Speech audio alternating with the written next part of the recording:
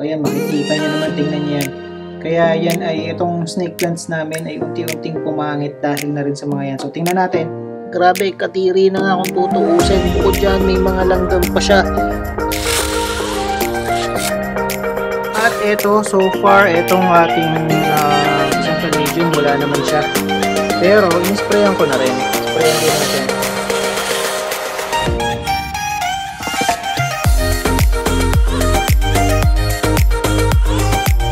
Good day and welcome po sa panibago na namang episode ng aming channel. At ako nga po pala ulit, si Allen ng Greenyard TV. And para naman sa vlog natin for today, another DIY, this time organic pesticide yung ating gagawin para naman makatulong sa mga viewers and subscribers natin. Pero syempre, bago tayo magsimula, sa mga bago pa lamang po sa aming channel, huwag niyo pong kakalimutan na mag-like, share, and subscribe, and pakihit na rin po yung notification bell para maging updated kayo sa mga susunod pa naming videos. And please also visit and support na rin po yung aming Facebook and Instagram page, Greenyard PH po. At syempre sa mga gusto rin bumisita sa aming garden, naande dito po sa screen yung aming complete address. And para nga sa vlog natin for today, ito gagawa tayo ng organic pesticide. Yung mga ingredients natin nandito, isa-isa kong ipapakita sa inyo bago natin gamitin. And yun, gusto ko lamang ibigay yung credit kay Sir Mer Laison kasi sa kanya ko nakuha to. So, isa siyang vlogger din, and so very helpful kasi itong mga itong video niya to, specifically dito sa paggawa ng organic pesticide. Makakatulong talaga ito sa atin. Gagayahin natin yung ginawa niya, at ang mga ingredients na gagamitin natin ay una, dato puti na suka, at pagkatapos Joy dishwashing liquid. So yan. At pagkatapos, syempre, kailangan natin ng tubig. Ayan, ito ay 1 liter yung gagawin natin. So, 1 liter na tubig. At pagkatapos, yun lang naman. Ang ating gagawin, paghahalu-haluin natin siya, ipapakita ko sa inyo kung ano yung ratio na ginamit or gagamitin natin. And ang maganda mo dito, sa mga ingredients na meron tayo, ano talaga siya? Unang-una, sobrang mura. Kasi magkano lang, nakakabili ka. Ito, 10 piso sa amin to. Tapos 17 pesos, meron ka ng pesticide.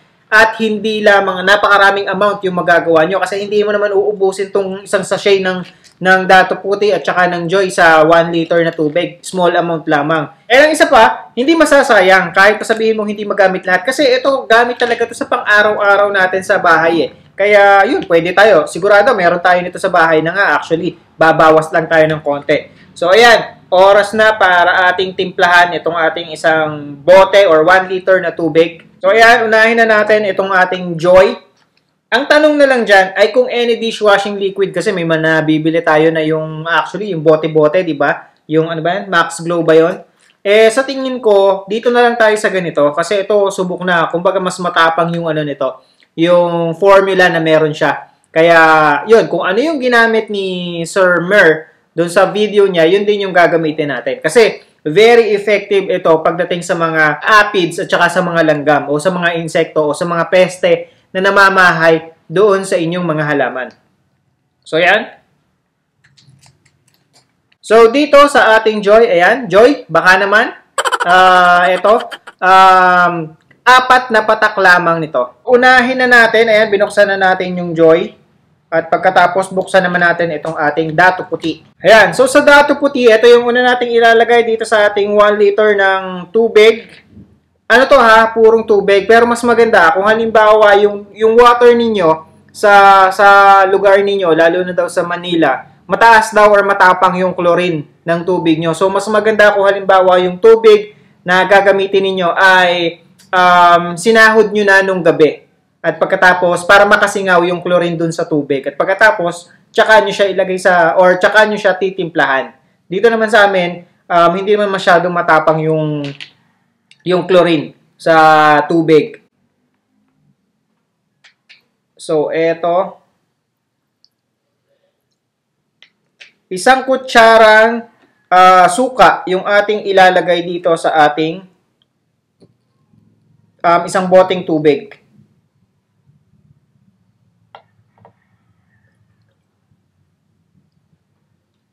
Okay. So, wala naman tayong natapon. Ha! Sir Mer, mas magaling ako sa'yo. Yun sa'yo, may natapon eh. Itong akin, wala. So, ayan. After nun, meron na tayong isang kutsarang suka.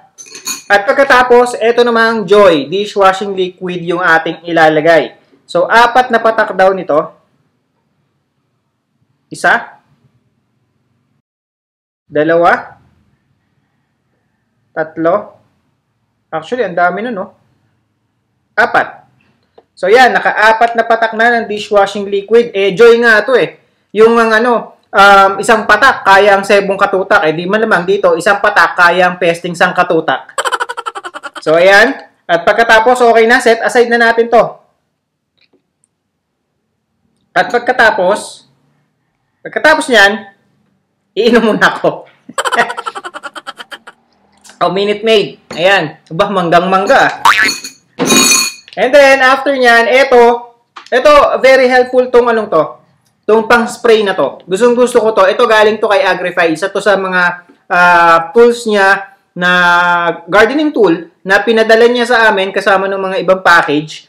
And napaka-helpful nitong tool na to. And ito yung isang pinaka-paborito ting gamitin ng aking plantutoy. Kasi pagka nakikigulo siya, kapag kami may ginagawa sa garden namin, ito lagi yung pinapahawak ko sa kanya. Tapos binibigyan ko lamang siya ng maliit na bote. So, yan. Ito kaya very helpful. Actually, yung lahat ng equipments or gardening tools na mabibili niyo sa Agrify, napakalaking tulong eh.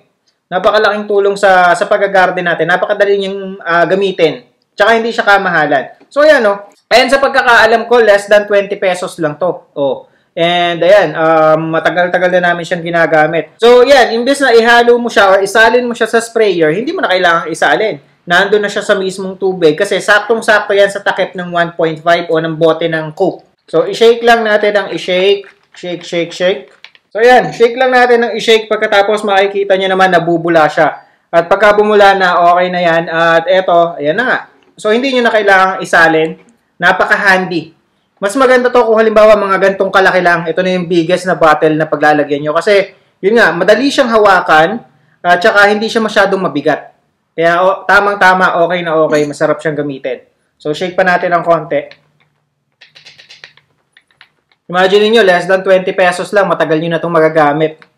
Okay na. Ngayon, susubukan naman natin. And yung paggamit nito, spray mo lang sa halaman. Sa nakita ko sa kanya, kahit sa mga dahon, walang problema. Siyempre, doon naman namamahay ang mga aphids, diba? Yun yung makikita natin sa mga dahon ng mga halaman natin na sa dahon at saka doon sa mga petiole or sa mga tangkay ng ating mga halaman. Sila yung sumisipsip ng mga nutrients na galing or na meron doon sa halaman natin. Kaya unti-unting namamatay yung mga halaman natin, unti-unting pumapangit. So, yun. And by the way nga po pala, bago natin siya gamitin, konting reminder. Ito ay hindi lamang siya kinakailangan natin gamitin kapag meron ng mga namamahay ng mga insekto sa ating halaman. So, pwede natin siyang gamitin kahit wala pa na namamahay. Kumbaga, ika nga ni Sir Mer ay prevention is better than cure pa rin para hindi na siya pamahayan. And kung meron man na namamahay na, so ito yung makakatulong para lumayas yung mga insekto na namumuhay doon sa ating, o mga peste na namumuhay doon sa ating halaman. Pero hindi siya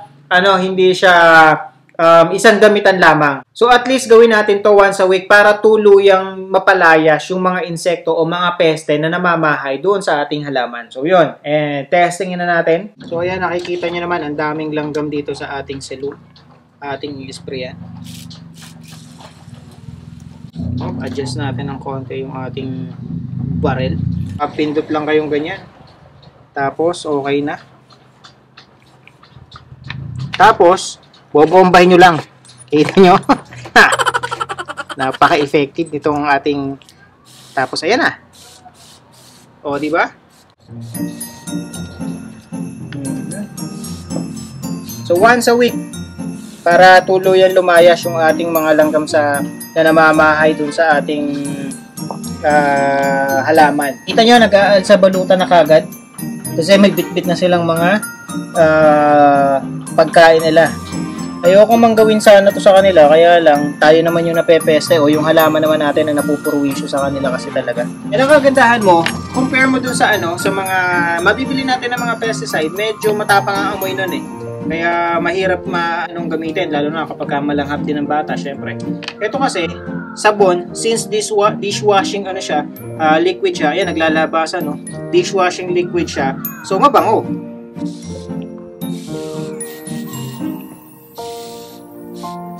Tapos yung vinegar lang naman yung magbibigay sa kanya ng at least parang medyo maasim na smell. Ang daling gamitin, hawakan nyo lang dito, tapos bombahin nyo lang kasi yun yung magbibigay ng pressure dun sa ating pang spray. Tapos pindutin nyo lang dyan. Sprayan natin itong ating mga halaman dito sa baba. Para yun nga, prevention is better than cure, para maiwasan na yung pamamahay. Yun kasing mga stress na halaman, yun yung pinipili talaga ng mga insekto, ng mga peste na pamahayan. Kasi syempre, stress nga siya. So yung ano niya, yung hindi na masyadong healthy yung halaman niya. Kaya yun, lalong natutuloy ay napapabilis yung minsan pagka hindi natin naagapan, pagkamatay, nauuwi sa pagkamatay ng halaman natin. Spray lang natin siya. So, ulitin ko, shake ulit natin para magkabula siya. So, ulitin ko at least once a week yung paggamit nito para hindi na pamahayan at saka umalis na yung kung ano man yung namamahay na insekto dun sa inyong mga halaman. Dito sa baba.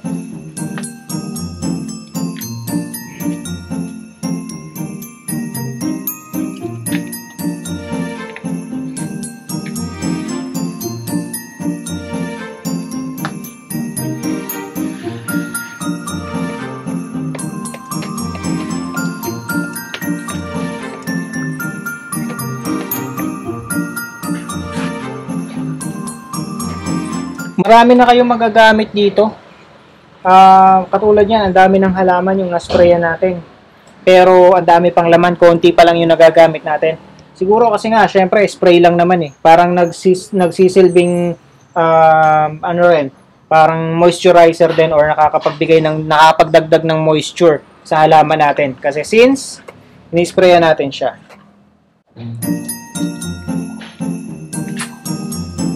Itong ating peace lily.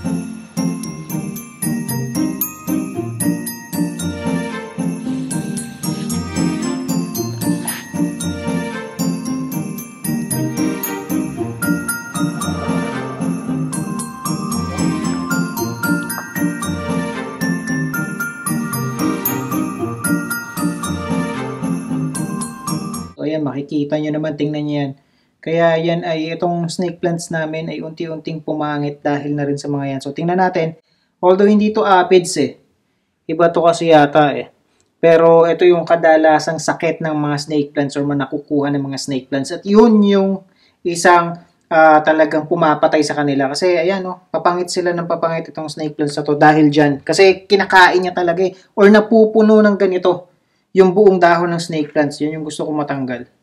Tingnan natin kung kaya rin tanggalin ito. Itong mga nakakapit na kung ano man.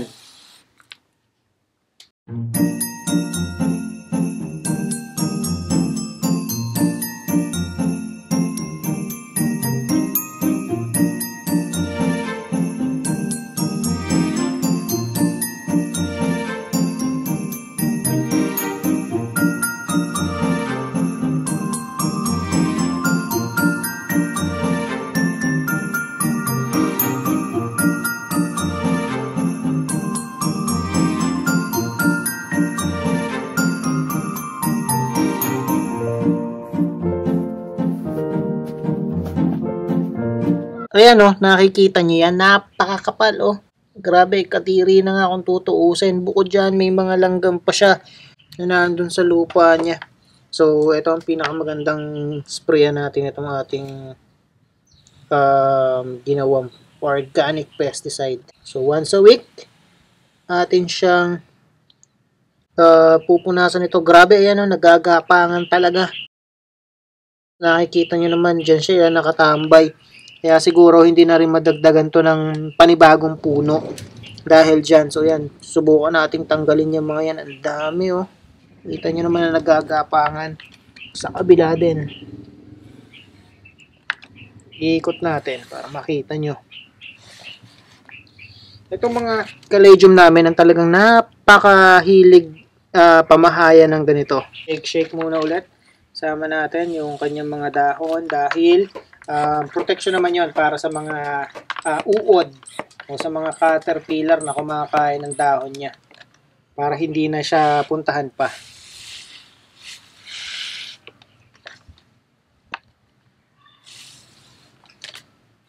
Tingnan natin kung ano yung magiging resulta niyan pagkalipas siguro ng mga 2 linggo kasi hindi naman nga kaya ng isang spray yan daw yan. Kaya sprayan ulit natin siya sa susunod na linggo at pagkatapos tingnan natin kung after 2 weeks tuluyan na bang mawawala yan. At para hindi na sila bumalik, ituloy-tuloy lang natin yung pag-spray sa kanila once a week. At ito, so far, itong ating isang caladium, wala naman siya. Pero, inisprayan ko na rin. Sprayan din natin. Para prevention is better than cure. Kita nyo naman, ang kapal na, ang lago na. Buhay na ulit ang ating mga caladium at isama na natin itong ating red sweetie. Yan, paubos na ang ating napasarap ako sa pag-i-spray. Kaya paubos na, mahina na siya. Sama na natin itong ating mga bagong or mga baby caladium. Sayang din naman kasi paubos na rin. So, ubusin na natin ang tuluyan.